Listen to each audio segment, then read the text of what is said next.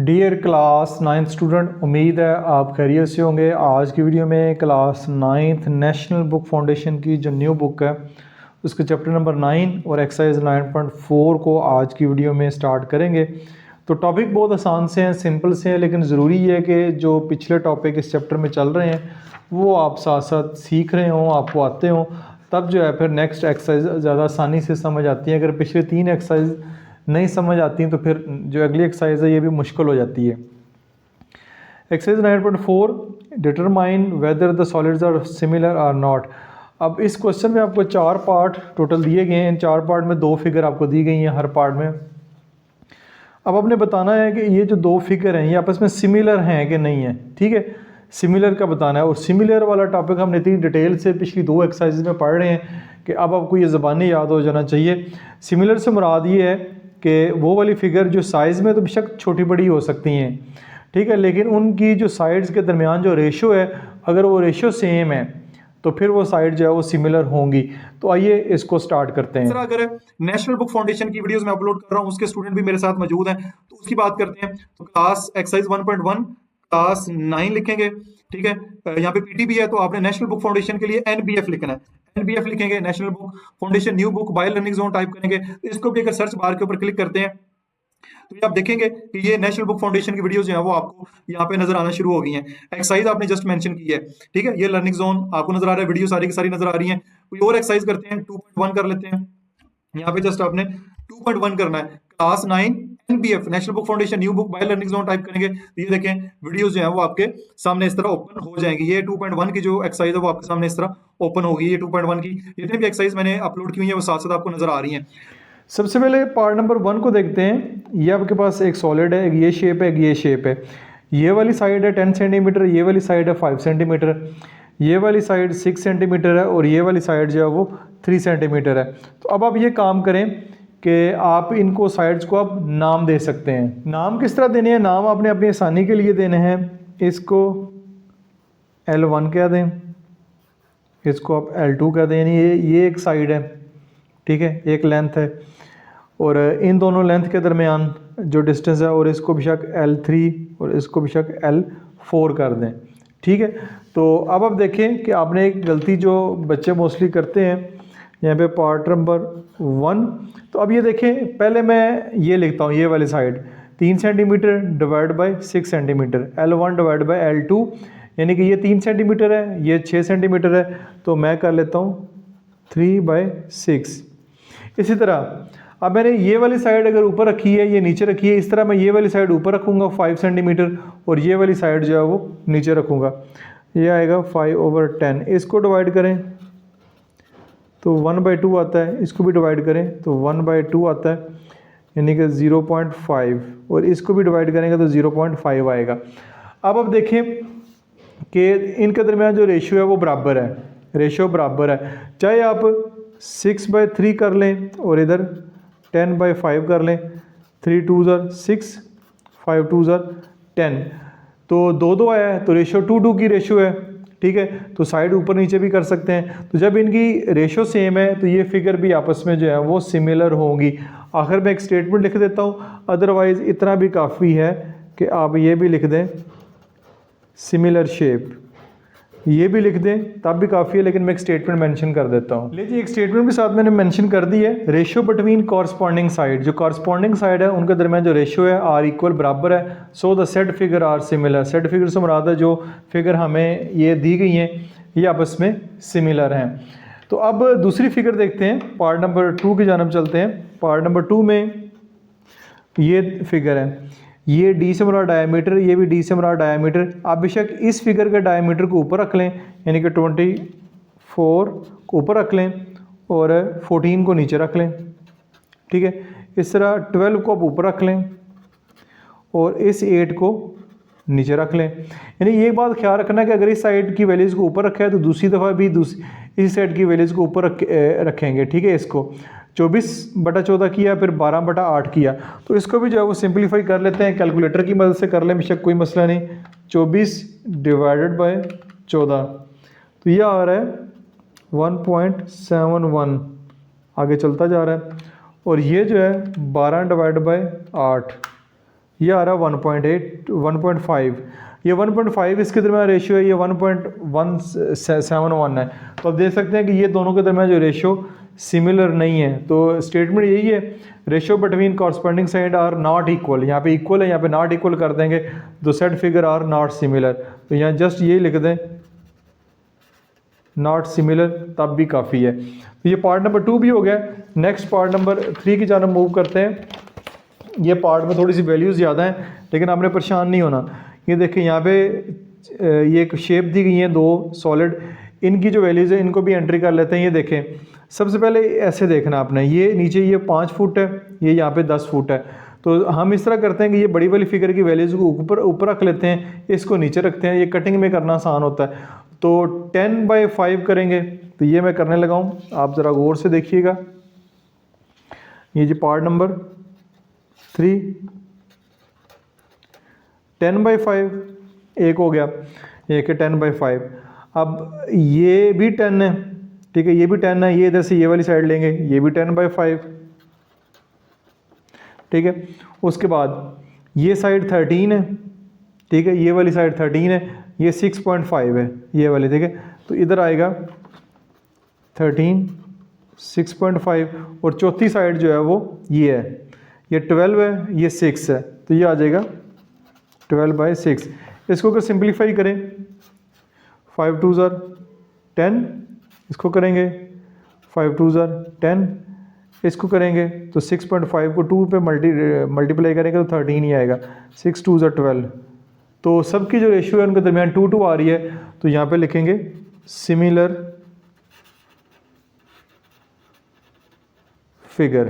Figure होंगी ये भी। नेक्स्ट फिर हम लास्ट पार्ट की जानब मूव करते हैं। लास्ट पार्ट है जी हमारे पास ये, इसमें भी आपको ये देखें, ये जस्ट आपने गौर करना है कि ये वाली जो साइड है ये राइट एंगल के साथ ये 9 मीटर है, इधर ये वाली साइड है, फिगर जस्ट उल्टी कर दी है उन्होंने, ये नीचे की तरफ आ रहा है, ये ऊपर की तरफ जा रही है, तो इसको अपने कंफ्यूज नहीं होना, ये बस ज़रा ध्यान रखना है। तो ये 9 है, ये वाली लाइन है, ये 20 है, तो इसको हम ऊपर रख लेते हैं, 20 को 9 को नीचे रख लेते हैं, तो पार्ट नंबर 4 होगा 20/9। अब इसी तरह 20/9 है, तो ये जो 15 है, ये वाली फिगर ये 15 है, इधर से ये वाली सॉरी ये 21 है, ये 21 है, नहीं 15 ये है, ये बल्कि 12 है, हाँ हम ये जो इस साइड को ले रहे हैं ये 21 है। दोबारा देखें, आई थिंक मैं गलती कर रहा हूँ। इसके बाद देखें जी, इसके बाद ये वाली जो लाइन है ये हमारे पास 21 है, ये वाली, और इधर से ये वाली लाइन जो है ये 12 है, ये 21 है, ये 12 है, तो हम 21/12 करेंगे।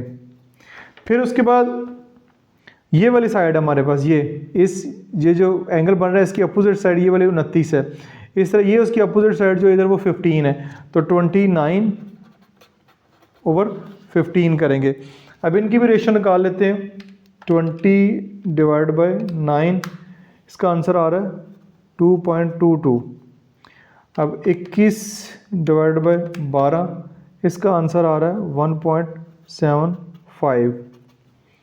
इसका आंसर आ रहा है 29/15, ये आ रहा है 1.93। ये रेशो, ये वैल्यू और है, ये वैल्यू और है, ये वैल्यू और है, सारी वैल्यूज़ और हैं, तो इसलिए ये फिगर भी जो वो कहलाएगी नॉट सिमिलर। इनके दरमियान भी जो रेशो है वो डिफरेंट है, तो ये फिगर भी नॉट सिमिलर कराएगी। तो इस तरह आपका पार्ट क्वेश्चन नंबर 1 यहाँ पे कंप्लीट हो गया। इसके बाद जी क्वेश्चन नंबर 2 की जानब मूव करते हैं। क्वेश्चन नंबर 2 में कह रहे हैं सॉलिड्स आर सिमिलर। ये दोनों जो क्वेश्चन के दोनों फिगर्स हैं वो आपस में सिमिलर है, ये इसके साथ सिमिलर है, ये इसके साथ similar.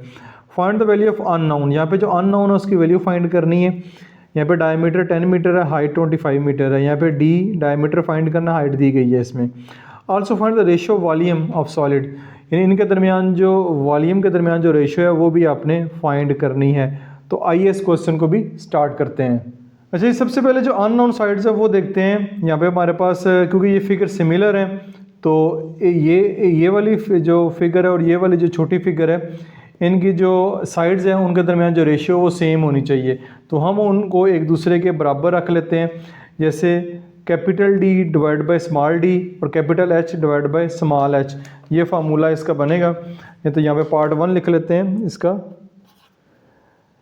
H divide by small H, यहाँ पे capital D divide by small D.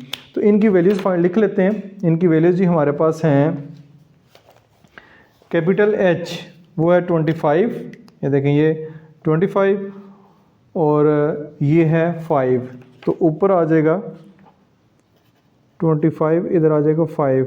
इस तरह कैपिटल डी जो है डायमीटर 100 है, और ये हमने फाइंड करना है।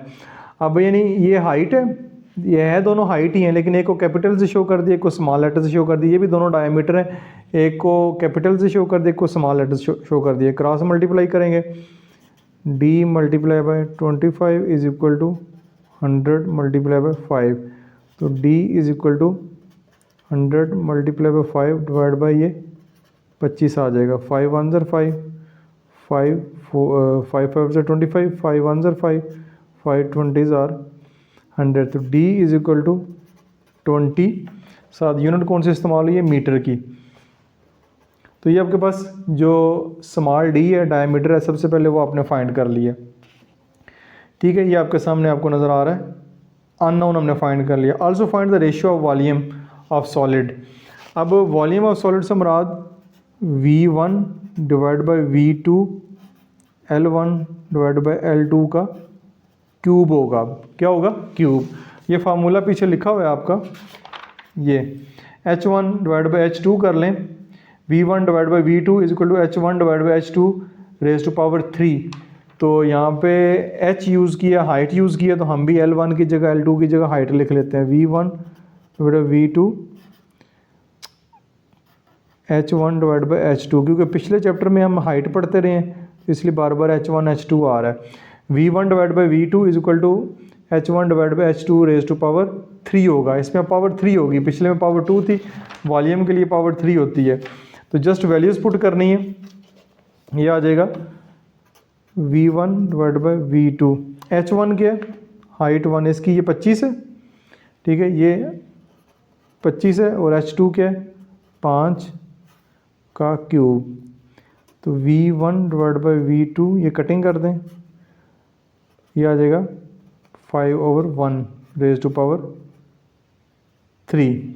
ठीक है, तो ये आ जाएगा V1 डिवाइड बाई V2, ये आ जाएगा 125, यानी 5 का क्यूब लेंगे तो 125 आ जाएगा, और 1 का क्यूब लेंगे 1 नहीं आएगा। तो V1 रेशो V2 125 रेशो 1 आ जाएगा। ठीक है, ये आपका आंसर जो है वो आपको नज़र आ रहा होगा। वॉल्यूम के दरमियान V1, ऊपर V1 है तो ऊपर पहले 125 रेशो V2, तो V2 हमारे 1 है, तो V1 और V2 के दरमियान जो रेशो बनती है वो 125.1 की रेशो बनती है। तो इस तरह ये आपका पार्ट 1 यहाँ पे मुकम्मल हो गया। उसके बाद पार्ट नंबर 2 को देखते हैं। पार्ट नंबर 2 में भी आपके पास शेप्स हैं, तो इसमें भी अननोन फाइंड करने हैं। अननोन में हमारे पास B और C और H फाइंड करने हैं। फिगर क्योंकि सिमिलर है, तो सबसे पहले जो है हमारे पास ये वाली यहाँ पे 5 है, ये 7.5 है, ये B है, और ये वाली वैल्यू है, और ये वाली वैल्यू है। B को बाद में देखते हैं, पहले C और H को फाइंड करते हैं। वो कैसे फाइंड करेंगे, आइए ज़रा देखें। अब क्योंकि ये सिमिलर है, तो ये वाली साइड और ये वाली साइड दोनों में गिवन है, इसको ऊपर रख लेते हैं, इसको नीचे रख लेते हैं। 7 पॉइंट क्या आ जाएगा, 5 डिवाइड बाई 5। ठीक है, इनकी रेशो बनेगी कॉरस्पॉन्डिंग साइड की। इस तरह ये C है, ये 13 है, तो ये हम ऊपर रख रहे हैं, तो C बाय 13 हो जाएगा, C बाय 13 हो जाएगा। इस तरह फिर ये वाली साइड H है, ये वाली साइड 6 है, इसको ऊपर रखेंगे H को, 6 को नीचे रख देंगे, तो ये आ जाएगा H/6। अब ये आ गया। अब सबसे पहले तो अननोन को फाइंड करते हैं। अब देखें, एक दफ़ा रखेंगे 7.5/5 डिवाइड बाय C/13। इसकी आपस में कैलकुलेशन करवाएंगे, क्रॉस मल्टीप्लाई करवाएं। 5 multiply by C is equal to 13 multiply by 7.5। C is equal to 13 multiply by 7.5 divide by 5 हो जाएगा। तो C आपके पास आ जाएगा, ये आपके पास आ जाएगा जी 13 मल्टीप्लाई बाय 7.5 डिवाइड बाय 5। तो C की वैल्यू आ जाएगी 19.5। सारी यूनिट मीटर में है तो ये भी मीटर में आ जाएगी, ये आपके पास आ गई। अब 7.5 को रखें ऐसे ही, पहले इसके साथ इक्वल कराया है, अब इसके साथ करवाते हैं, is equal to h/6, cross multiply करें, 5 multiply by h is equal to 7.5 multiply by 6, h find करना है, 7.5 मल्टीप्लाई 6, 5 नीचे आ जाएगा, तो h की वैल्यू आ जाएगी, ठीक है, 7.5 मल्टीप्लाई बाई 6 डिवाइड बाई 5, ये आ जाएगी 9, ये भी मीटर में, h भी आपने फाइंड कर लिया। ठीक है जी, अब दो अननोन आपने फाइंड कर लिए हैं, लेकिन यानी h भी आ गया है और c भी आ गया, अब फाइंड करना है b, ठीक है, b फाइंड करना है। अब b कैसे फाइंड होगा, अब ये देखें, ये अगर c जो है वो कितना आया हमारे पास, c आया 19.5, तो ये 19.5 है, तो ये वाली वैल्यू भी यानी 19.5 होगी ये वाली, ठीक है। तो ये आपके पास एक राइट एंगल ट्राइंगल कुछ इस तरह करके बन रही है, ये राइट एंगल ट्राइंगल बन रही है, ठीक है। इसमें ये 90 डिग्री का एंगल, ये हमारे पास 7.5 मीटर है, ठीक है, ये 19.5 है, और ये अब हमने फाइंड करना है b, c भी फाइंड कर लिया, h भी फाइंड कर लिया, b रह गया, तो ये हमारे पास एक राइट एंगल ट्राइंगल बन रही है, ये हाइपोटेनियस, ये एल्टीट्यूड और ये बेस, ठीक है, और ये 90 डिग्री का एंगल। तो यहाँ पे हम क्या करेंगे, पाइथागोरस थ्योरम को अप्लाई करेंगे और हम ये वाली साइड भी फाइंड कर लेंगे। तो यहाँ पे मैं लिखूंगा, यहाँ पे मैंने लिखा by applying Pythagoras theorem. Pythagoras theorem क्या होता है, पाइथागोरस थ्योरम होता है हाइपोटेनियस का square is equal to base का स्क्वायर प्लस परपेंडिकुलर का स्क्वायर। हाँ, ये हाइपोटेनियस है, 90 डिग्री के सामने हाइपोटेनियस है, 19.5 का स्क्वायर, ये नीचे बेस है, ये हमने फाइंड करनी है, b फाइंड करना है, ये परपेंडिकुलर हाइट है 7.5 का स्क्वायर, तो इनके स्क्वायर ले लें अब, 19.5 मल्टीप्लाई बाई 19.5 आ जाएगा 380.25, b का स्क्वायर 7.5 मल्टीप्लाई बाई 7.5 आ जाएगा 56.25। अब ये इधर आ जाएगा 380/25 माइनस, इधर आके माइनस हो जाएगा b का स्क्वायर, तो ये माइनस करवा देते हैं 380.25, ठीक है, ये हमारे पास आ गया 324 b का स्क्वायर। अब 324 b का स्क्वायर, अब हमने जस्ट b की वैल्यू फाइंड करनी है, b स्क्वायर की नहीं करनी, दोनों तरफ क्या करेंगे स्क्वायर रूट, तो 324 का स्क्वायर रूट लेंगे तो ये हमारे पास आ जाएगा 18, ये कट जाएगा, तो b is equal to 18 metre आ जाएगा। तो अच्छा, इसके बाद हमने जो लास्ट पे क्वेश्चन नंबर 2 का part 2, also find the ratio volume of solid. अब हमने अननोन तो फाइंड कर ली है, लेकिन इनके दरमियान जो रेशियो बनती है इन दोनों के वॉल्यूम्स के दरमियान, वो भी हमने जो है वो फाइंड करनी है। तो आइए उसको भी जल्दी से वो देख लेते हैं। तो जगह कम ही है, लेकिन यहाँ पे जगह है, इसी क्वेश्चन को यहीं पे फाइंड अप करते हैं। V1 डिवाइड बाय V2, तो ये आपके पास आ जाएगा H1 डिवाइड बाय H2 की पावर 3। अब V1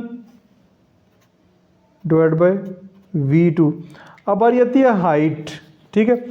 अब क्योंकि ये जो फिगर है दोनों सिमिलर है, चाहे 7.5 और 5 ये वाली हाइट ले लें, चाहे ये वाली साइड ले लें, चाहे ये वाली साइड ले लें, ये H चाहे ये ले लें, जो आपकी चाहे लेना चाहे ले सकते हैं, लेकिन हमें क्योंकि क्वेश्चन में यही गिवन है हम यही ले लेते हैं। ये 7.5 है, ये 5 है, इसको V1 कर लेते हैं, इसको V2 कर लेते हैं। V1 इसकी हाइट 7.5 है और इसकी हाइट जो है वो 5 है, तो यहाँ पे मैं लिख लेता हूँ 7.5 और नीचे लिख लेते हैं 5 रेज़ टू पावर 3, तो ये आ जाएगा V1 डिवाइड बाई V2। 7.5 को आपने 3 दफ़ा जो है वो मल्टीप्लाई करवाना है, तो इसका क्यूब ले लेते हैं, ये हमारे पास आएगा 7.5 मल्टीप्लाई बाई 7.5 फिर मल्टीप्लाई बाई 7.5, ये आपके पास आ रहा है 421.875 और ये आ रहा है 5 का क्यूब लेंगे 112 25 आपके पास आ रहा है। अच्छा जी, इस तरह कैलकुलेशन करने से देखें डेसिमल में भी आ रहा है और हमारी जो रिक्वायर्ड आंसर है वो भी उस तरह नहीं आ पा रहा, क्योंकि हमने वैल्यूज़ हैं वो पॉइंट्स में ले ली हैं। लेकिन एक काम करें कि हम रेशो तो सब में सेम है, तो हम क्यों ना ये वाली वैल्यू ले लें।